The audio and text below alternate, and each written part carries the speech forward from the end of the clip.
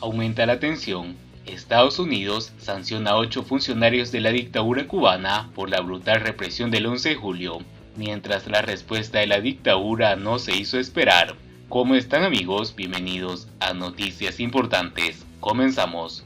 Son restricciones de visas, según el secretario de Estado Antony Blinken. Estados Unidos impuso restricciones de visa a 8 funcionarios de la dictadura cubana por la represión, el enjuiciamiento y el encarcelamiento de los manifestantes pacíficos del pasado 11 de julio, informó el secretario de Estado Antony Blinken. Aquellos que encarcelan a manifestantes pacíficos y los condenan a penas de prisión injustas deben rendir cuentas. Apoyamos al pueblo cubano en su lucha por la libertad, agregó Blinken en Twitter. Las identidades de los 8 cubanos sancionados por el gobierno de los Estados Unidos no fueron especificadas por el Departamento de Estado. En un comunicado, señaló que los 8 funcionarios cubanos están implicados en intentos de silenciar las voces del pueblo cubano mediante la brutal represión, detenciones injustas y duras penas de prisión. Estas 8 personas incluyen a funcionarios cubanos relacionados con la detención, sentencia y encarcelamiento de manifestantes pacíficos el 11 de julio. Estados Unidos tomó medidas para hacer cumplir las restricciones de visa en respuesta a los intentos de la dictadura cubana de negar al pueblo cubano su libertad y sus derechos mediante tácticas de intimidación continuas, encarcelamientos injustos y sentencias severas, reiteró. Las restricciones de visa refuerzan el compromiso de Estados Unidos a apoyar al pueblo cubano y promover la rendición de cuenta de los funcionarios cubanos que permiten la afrenta del régimen a la democracia y los derechos humanos. Estas sanciones magnifican el impacto de cuatro sanciones del Departamento del Tesoro promulgadas desde el 11 de julio y el anuncio del 30 de noviembre de restricciones de visa a 9 funcionarios de la dictadura relacionados con la represión de activistas el 15 de noviembre. Estados Unidos continúa utilizando todas las herramientas diplomáticas y económicas apropiadas para impulsar la liberación de los presos políticos y apoyar el llamado del pueblo cubano a una mayor libertad y responsabilidad, concluyó el comunicado. La dictadura condenó hasta 27 años de privación de libertad a manifestantes pacíficos del 11 de julio. Pese a las peticiones de amnistía, el régimen continúa con los juicios ejemplarizantes a los cubanos que salieron a las calles a pedir cambios. Andy García y otros jóvenes de Santa Clara serán llevados a juicio el próximo 11 de enero.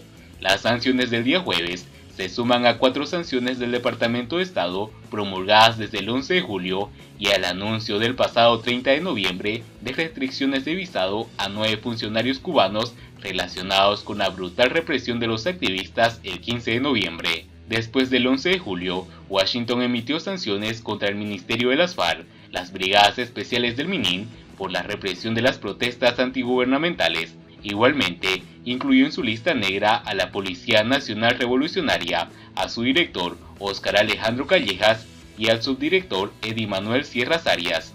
Mientras tanto, la dictadura dice que las sanciones de Washington no alteran un ápice su determinación. El régimen cubano evita mencionar la brutal represión del pasado 11 de julio e insiste en defender sus supuestos derechos soberanos. La Habana dijo que las nuevas sanciones de Washington a 8 funcionarios de la dictadura por la represión tras las protestas del pasado 11 de julio no alteran un ápice la determinación de Cuba de defender sus derechos soberanos.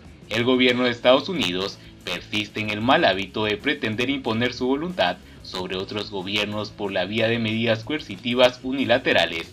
El anuncio hecho hoy por el secretario de Estado no altera un ápice la determinación de Cuba de defender sus derechos soberanos, dijo el canciller de la dictadura Bruno Rodríguez Parrilla a través de Twitter.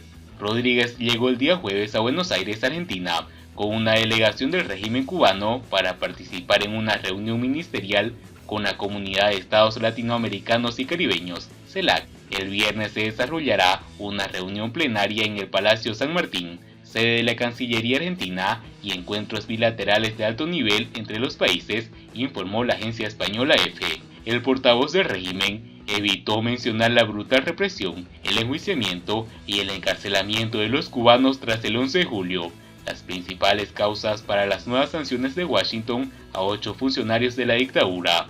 El medio oficialista Cuba Debate dijo que las manifestaciones del 11 de julio fueron hechos violentos. La medida anunciada es sin duda un nuevo intento del gobierno estadounidense de interferir en asuntos internos de Cuba, tratar de mediatizar la impartición de justicia en el país e intentar proteger a los elementos que, en buena parte financiados por Washington, pretenden subvertir el orden público y social de Cuba, agregó en la línea habitual del discurso de la dictadura. Los manifestantes pacíficos del 11 de julio fueron condenados hasta 27 años de privación de libertad. El régimen continúa con los juicios ejemplarizantes a todos los cubanos que salieron a las calles a pedir cambios, pese a las peticiones de amnistía. Siguiendo con las noticias, Día de Reyes en Cuba, sin juguetes y sin esperanzas. La Navidad, que comenzó el 24 de diciembre con una Nochebuena sin la tradicional cena cubana, concluye el Día de Reyes en un inicio de 2022 sin juguetes para los niños y sin esperanza para sus padres. El Día de Reyes, una de esas fechas celebradas por muchas naciones, que en Cuba pasó a ser otro día olvidado. Llamados Santos Reyes, Magos de Oriente, Sabios de Oriente o simplemente Reyes Magos, la festividad religiosa que trasciende credos llegó a ser en la isla una verdadera fiesta para los niños, aún para los más desposeídos que aguardaban con la esperanza de recibir un regalo. En Cuba el 6 de enero fue un día como cualquier otro, sin juguetes, sí, pero más que todo sin alegría ni esperanza en el porvenir. ¿Cómo fue posible que el castrocomunismo destruyera valores folclóricos, humanos, religiosos, éticos establecidos en Cuba y en los cubanos en más de siglo y medio? En Cuba, hasta que los comercios fueron expropiados y pasaron a mano del Estado, existía la costumbre de que la noche del 5 de enero las tiendas permanecían abiertas horas extras para que así los padres, abuelos, tíos o cualquier persona pudiera adquirir juguetes para que los niños de la casa, de los amigos o para donaciones a familias pobres o a instituciones beneficiarias mientras los pequeños dormían, luego de haber escrito carta con peticiones para los reyes y de haber situado bajo las camas hierba y agua para los camellos en que se transportaban Melchor, Gaspar y Baltasar. Era aquella tradición, como decía mi padre, una mentira piadosa de un día para que la alegría nos durara muchos días. Pero la dictadura destruyó todo. La Navidad, que comenzó el 24 de diciembre de 2021, con una Nochebuena sin la tradicional cena cubana, con los comercios desabastecidos y con la economía familiar y nacional hundida en una espiral inflacionaria con consecuencias totalmente impredecibles, concluye este 6 de enero con el Día de los Reyes Magos en un inicio de 2022, sin juguetes para los niños y peor, sin esperanza para sus padres. Pobre nuestro país, sin juguetes y sin un futuro. Y bien amigos, así vamos terminando las noticias importantes del día de hoy. Por favor, nos ayudarían mucho compartiendo las noticias y así poder informar a muchas más personas con la verdadera realidad en Cuba. Patria y vida mis hermanos, nos vemos en el siguiente informe.